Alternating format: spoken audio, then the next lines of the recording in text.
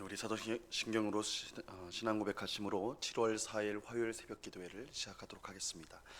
전능하사 천지를 만드신 하나님 아버지를 내가 믿사오며 그 외아들 우리 주 예수 그리스도를 믿사오니 이는 성령으로 잉태하사 동정녀 마리아에게 나시고 본디오 빌라도에게 고난을 받으사 십자가에 못 박혀 죽으시고 장사한 지 사흘 만에 죽은 자 가운데서 다시 살아나시며 하늘에 오르사 전능하신 하나님 우편에 앉아 계시다가 저리로서 산자와 죽은 자를 심판하러 오시리라. 성령을 믿사오며 거룩한 공예와 성도가 서로 교통하는 것과 죄를 사하여 주시는 것과 몸이 다시 사는 것과 영원히 사는 것을 믿사옵나이다. 아멘. 우리 찬송가 595장 나 맡은 본부는 우리 같이 찬송하도록 하겠습니다. 찬송가 595장, 이전 통일 찬송가는 372장 찬송입니다.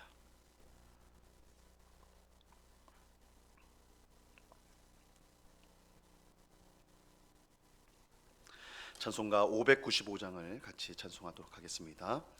나 맡은 본부는 그 주를 높이고 문 영원 구원 얻도록 잘 인도함이라. 부르심 받들어 내 영제 섬기며 구주의 뜻을 따라서 내 정성 다하리. 주 앞에 모든 일 잘행케 하시고 이후에 주님 배울 때 상 받게 하소서. 나 항상 깨어서 늘 기도드리며 내 믿음 면치 않도록 날 도와주소서.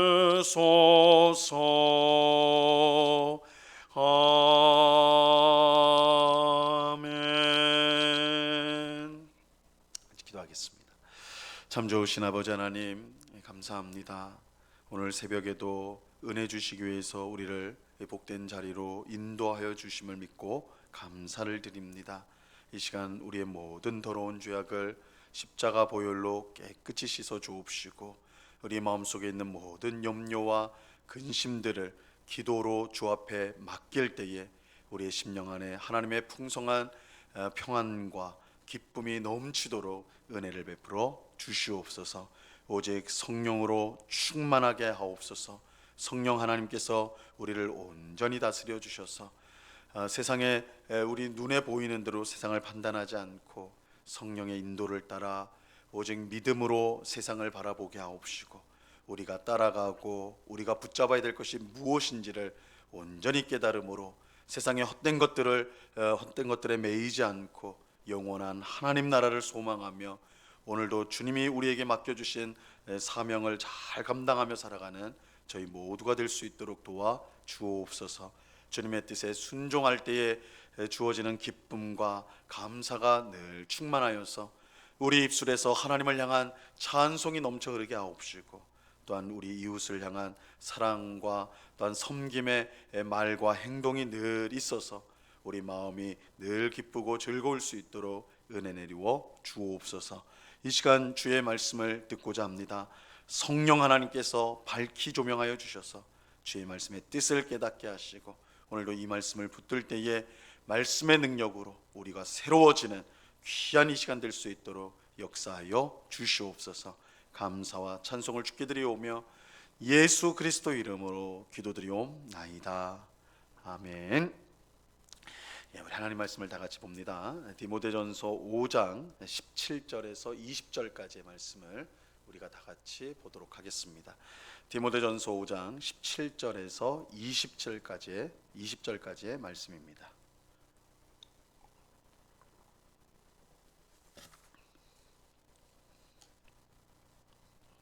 디모데전서 5장 17절에서 20절까지의 말씀, 우리가 한 목소리로 하나님의 말씀을 다 같이 읽도록 하겠습니다. 같이 읽습니다. 시작. 잘 다스리는 장로들은 배나 존경할 자로 알되 말씀과 가르침에 수고하는 이들에게는 더욱 그리할 것이니라. 성경에 일렀으되 곡식을 밟아 떠는 소의 입에 망을 씌우지 말라 하였고, 또 일꾼이 그 삭을 받는 것은 마땅하다 하였느니라. 장로에 대한 고발은 두세 증인이 없으면 받지 말 것이요, 범죄한 자들을 모든 사람 앞에서 꾸짖어 나머지 사람들로 두려워하게 하라. 아멘. 오늘 우리가 함께 읽은 본문은 이 장로에 관한 말씀입니다. 오늘 읽은 본문 17절을 다시 한번 보시면요, 잘 다스리는 장로들은 배나 존경할 자로 알되 말씀과 가르침에 수고하는 이들에게는 더욱 그리할 것이니라. 바울은 잘 다스리는 장로들을 배나 존경할 자로 알아야 된다, 이렇게 말합니다. 이 말을 뒤집으면 잘 다스리지 못하는 장로는 이 존경을 받을 자격이 없다라는 뜻이기도 하죠. 이 장로는 이 성도들의 존경을 받기 위해서 이 다스리는 일을 잘하도록 이 최선을 다해야 합니다. 그런데 여기서 이 다스린다라는 단어의 원래 뜻은 앞에 서 있다, 사람들 앞에, 그 앞에 서 있다라는 뜻이에요. 앞에 서다라는 뜻입니다. 즉 잘 다스린다는 것은 성도들 앞에서 모범을 보인다는 의미입니다. 모범을 보인다는 의미예요. 장로는 교회를 다스리는 일을 하는데, 이 다스림은 세상의 권력자들처럼 힘이나 어떤 권세로 하는 것이 아니라 모범을 통해 이루어지는 것입니다. 모범을 통해서 다스리는 것입니다. 이것은 하나님 나라의 왕이신 예수님께서 다스리시는 방식입니다.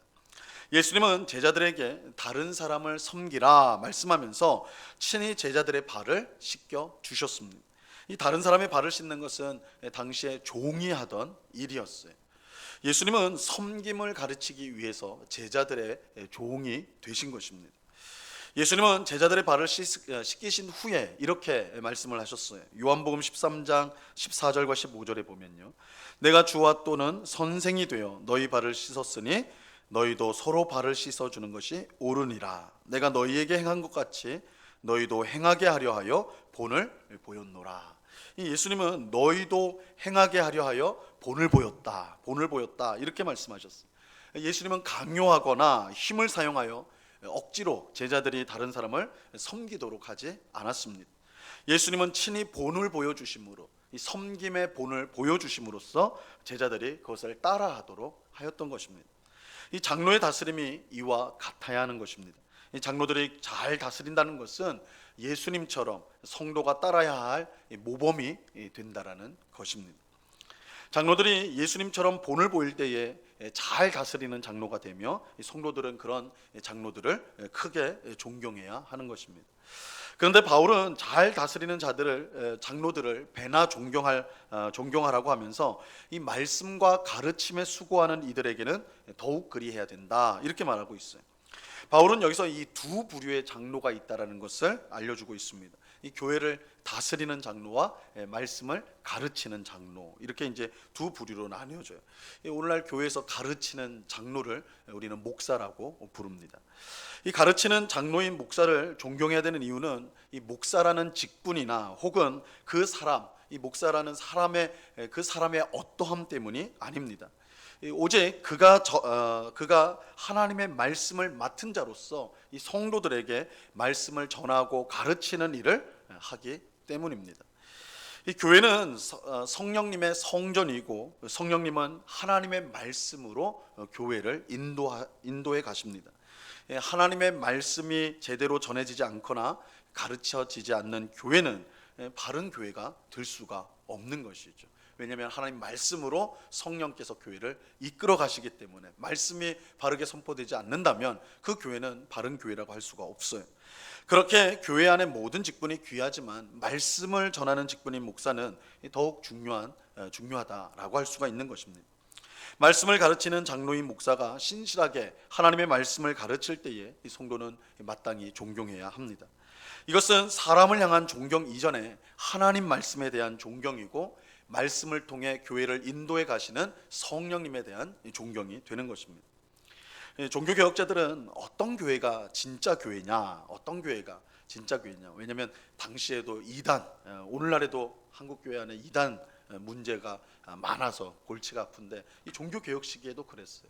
어떤 게 정통교회고 어떤 게 이단교회냐, 이걸 구별을 할 때 이 두 가지 가장 중요한 기준이 있다. 두 가지 기준이 있는데, 첫 번째는 하나님의 말씀, 성경 말씀이 바르게 설교가 되고 있느냐, 또 두 번째는 성례, 세례와 성찬이 말씀대로 바르게 시행되고 있느냐. 이 두 가지가 가장 중요한 것이고, 이 두 가지가 성경대로 정말 제대로 시행이 되고 있다, 전해지고 있다, 그렇다면 그 교회가 어떤 연약함을 갖고 있거나 부족함을 갖고 있더라도 그 교회는 참된 교회가 맞다, 이렇게 종교개혁자들은 가르쳤어요. 이 교회에서 하나님의 말씀이 바르게 가르쳐 주는 것이 그만큼 중요한 것입니다. 그렇게 목사는 하나님의 말씀을 바르게 전하기 위해서 모든 노력을 다해야 되고, 성도들은 그런 목사를 특별히 존경해야 하는 것입니다. 바울은 이처럼 장로들을 존경해야 된다라고 하면서 이 교회가 그들에게 합당한 대우를 해줘야 된다라고 말하고 있습니다. 18절 말씀 보세요. 성경에 일렀으되 곡식을 밟아 떠는 소의 입에 망을 씌우지 말라 하였고, 또 일꾼이 그 삭을 받는 것은 마땅하다 하였느니라. 바울은 신명기 25장 4절 말씀을 인용을 합니다. 거기에는 곡식을 밟아 떠는 소의 입에 망을 씌우지 말라, 이런 율법의 말씀이 나오는데, 이 바울은 고린도전서 9장 9절에서 이 똑같은 말씀을 인용하면서 설명하기를, 이 말씀은 소를 위해서 주신 말씀이 아니라 복음을 위해서 일하는 일꾼을 위해 주신 말씀이다, 이렇게 설명을 하였습니다. 또 예수님은 복음 전파를 위해 제자들을 마을로 보내시면서 먹을 것을 걱정하지 마라, 너희가 먹을 것 싸들고 다니면서 복음 전할 수 없으니까 나가서 복음을 전하는데 먹을 거 걱정하지 마라, 그러면서 방금 읽은 본문에 나오는 것처럼 일꾼이 자기의 먹을 것 받는 것이 마땅하다, 복음을 위해서 일하는 일꾼은 그 복음으로 말미암아 먹을 것을 얻는 것이 마땅하다, 그렇게 말씀하셨어요. 예수님은 신명기 말씀과 예수님의 말씀을 근거로 해서 교회가 성도들을 다스리며 말씀을 가르치는 장로의 생활을 책임지는 것이 마땅하다, 이렇게 말하고 있는 것입니다. 이들은 교회와 성도를 위하여 전적으로 일을 하고, 또한 이들의 봉사를 통해 성도들이 유익을 얻기 때문입니다. 한편 바울은 교회에서 이처럼 중요한 역할을 하는 장로들이 고발을 당할 때에, 그들의 어떤 죄가 있고 허물이 있다 하여 고발을 당할 때에 어떻게 해야 되는가, 그것을 알려주고 있어요. 19절 말씀을 보세요. 장로에 대한 고발은 두세 증인이 없으면 받지 말 것이요.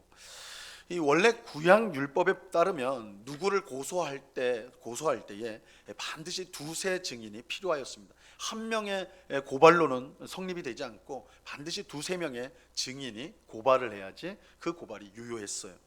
신명기 19장 15절 말씀에 보면요, 사람의 모든 악에 관하여 또한 모든 죄에 관하여는 한 증인으로만 정할 것이 아니요 두 증인의 입으로나 또는 세 증인의 입으로 그 사건을 확정할 것이며, 그래서 한 사람의 고발로는 그것이 성립되지 않고 두세 증인의 고발이 있을 때, 증인들이 있을 때 그 고발이 되어진다. 이 보통의 경우도 이러한데 교회를 다스리는 장로의 경우에는 더욱 이것이 엄격하게 적용이 되어야 합니다. 왜냐하면 모든 성도 앞에서 교회를 다스리는 일을 하기에 많은 오해와 모함을 받을 가능성이 그만큼 높기 때문입니다. 실제로 근거 없는 소문이 성도들 사이에 퍼져서 억울하게 고통받는 목회자와 장로들이 얼마나 많은지 몰라요. 다른 성도들도 마찬가지겠지만 특히 교회의 지도자인 장로의 경우 그를 고소할 때는, 그를 고발할 때는 더욱 신중해야 된다, 오늘 말씀해주고 있는 것입니다.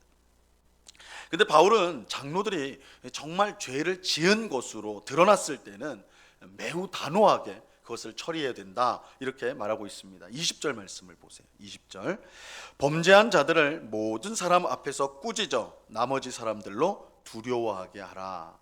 여기서 이 범죄한 자들은 특별히 범죄한 장로들을 뜻하는 것입니다. 그런데 과거에 죄를 지은 것을 말하는 것이 아니라 지금도 계속해서 죄를 짓고 있는 장로들, 죄 안에 거하고 있는 장로들에 대해서 말을 하고 있는 거예요. 이러한 장로들은 모든 성도 앞에서 꾸짖어야 된다라고 말하고 있습니다. 모든 성도 앞에서 공개적으로 꾸짖어야 된다, 이렇게 말합니다. 이렇게 해야 하는 이유는 그럴 때에 범죄하지 않은 나머지 장로들도 두려워하여서 똑같은 죄를 짓지 않을 것이기 때문입니다. 그뿐만 아니라 교회를 다스리는 장로들의 죄는 그것이 작다 하여도 마치 적은 누룩이 밀가루 전체를 부풀게 하듯이 교회 전체를 죄악의 웅덩이에 빠뜨릴 수가 있기 때문입니다. 이 지도자의 죄는 더 큰 영향력을 갖고 있기 때문에 그것을 분명하게 처단을 해야 된다는 것입니다. 그래서 이러한 단호한 조치, 모든 성도들 앞에서 꾸짖어야 된다. 아주 단호하게 그것을 일을 처리함으로써 교회가 순수성을 지켜야 된다라고 오늘 말씀하고 있는 것입니다. 오늘 우리는 교회를 다스리며 말씀을 가르치는 목사를 포함한 장로에 관한 말씀을 함께 살펴보았습니다. 이 훌륭한 리더가 있다는 것은 어느 공동체이든 참으로 복된 일입니다. 이 교회도 그렇습니다. 교회를 잘 다스리는 장로들이 있다는 것은 교회의 가장 큰 복 중에 하나일 것입니다. 이러한 사실을 기억하고 교회를 다스리고 또 말씀을 가르치는 이 장로들이 이 모범을 보이며 또한 맡은 일을 잘 감당할 수 있도록 우리가 위에서 기도하는 우리가 되어야 할 것입니다. 그럴 때 교회는 더욱 아름답고 든든히 서가게 될 것입니다. 이러한 은혜가 이 새벽에 기도하는 우리 모두에게 충만히 임하기를, 우리 영국교회 임하기를 우리 주님의 이름으로 간절히 축원합니다. 기도하겠습니다. 하나님 아버지, 감사합니다. 교회의 지도자인 장로들에 관한 하나님의 말씀을 우리가 함께 살펴보았습니다. 주님, 장로가 교회를, 성도들을 영적으로 다스리는데 모범을 통하여서, 신앙의 모범을 통하여 다스리게 된다는 것을 확인하였습니다. 주님, 하나님께서 우리 교회를 위하여 세워준 모든 목회자들 또한 우리 장로님들이 정말 모범을 통하여, 신앙의 모범을 통하여 성도들을 잘 섬기고 영적으로 다스릴 수 있도록 그들에게 은혜를 베풀어 주시옵소서. 특별히 하나님의 말씀을 가르치는 목회자들 꼭 붙들어 주셔서 하나님의 말씀을 늘 연구하고 깊이 깨달아 성도들에게 바른 하나님의 말씀을 잘 가르치고 전할 수 있도록 주님께서 붙잡아 주옵소서. 그래서 우리 영국교회가 하나님 말씀 위에 든든히 서게 하옵시고 말씀의 인도함 가운데 정말 풍성한 열매를 맺는 복된 교회가 될 수 있도록 주장하여 주시옵소서. 오늘날 교회의 지도자들로 인하여 교회가 얼마나 어려움에 빠지는 경우가 많은지요. 지도자들이 흔들릴 때, 지도자들이 죄를 짓고 엉뚱한 길로 갈 때에 교회가 함께, 성도들이 함께 큰 고통을 당하는 것을 보게 됩니다. 아버지 하나님, 성도들은 또한 이런 교회 장로들, 지도자들을 위해서 항상 기도하게 하시고, 또한 장로들은 늘 스스로 깨어 있어 말씀과 기도 가운데 자신을 연단하여 지도자로서 또한 교회를 다스리는 자로서 마땅한 모범과 모습을, 삶의 모습을 가질 수 있도록, 그래서 우리 교회가 평안한 가운데 계속해서 성장해가고 또한 주님을 기쁘시게 하는 일을 행하는 그런 복된 교회로 세워져 갈 수 있도록 주님 꼭 붙잡아 주시옵소서. 아버지 하나님, 이 시간에 또한 간절히 기도하옵기는 육신의 연약함 가운데 고통하는 우리 성도들을 위해서 기도합니다. 아버지 하나님, 항암 치료를 받고 있는 우리 성도들이 있습니다. 또한 요양원에서, 병원에서 치료를 받고 또한 수술을 앞두고 있는 우리 성도들도 있습니다. 주님, 이 모든 형편과 상황을 아시는 주께서 모든 우리의 연약함을 능력의 손으로 치료하여 주옵시고 건강한 몸으로 주님을 더욱더 힘있게 섬기며 주신 사명을 감당할 수 있도록 주님 주장하여 주시옵소서. 우리의 육신의 질병뿐만 아니라 마음의 여러 가지 고통을 가지고 살아가는 성도들이 있습니다. 아버지 하나님, 사람의 마음을 변화시키고 사람의 마음을 잠잠케 할 분은 오직 하나님밖에 없음을 믿사오니 고통받는 우리의 마음, 상처 입은 우리의 심령이 주님으로 말미암아, 주님의 능력, 은혜로 말미암아 새로워지고 마치 망가진 몸이 새살이 돋아서 다시 온전하게 깨끗하게 되듯이 우리의 심령이 주님으로 말미암아 깨끗해지고 새로워지는 귀한 역사가 있게 하여 주시옵소서. 이 시간 여러 가지 간구의 제목들로 기도한 주의 백성들 한 사람 한 사람 붙들어 주시고 우리의 기도에 신실하게 응답하시는 하나님의 귀하신 역사를 경험하는 이 복된 새벽이 되도록 역사 주장하여 주시옵소서. 언제나 우리와 함께 하시는 주님께 감사와 찬송을 올려드리오며 예수 그리스도 이름으로 기도드리옵나이다. 아멘. 하늘에 계신 우리 아버지여, 이름이 거룩히 여김을 받으시오며 나라에 임하옵시며 뜻이 하늘에서 이룬 것 같이 땅에서도 이루어지이다. 오늘날 우리에게 일용할 양식을 주옵시고 우리가 우리에게 죄 지은 자를 사하여 준 것 같이 우리 죄를 사하여 주옵시고 우리를 시험에 들게 하지 마옵시고 다만 악에서 구하옵소서. 대개 나라와 권세와 영광이 아버지께 영원히 있사옵나이다. 아멘.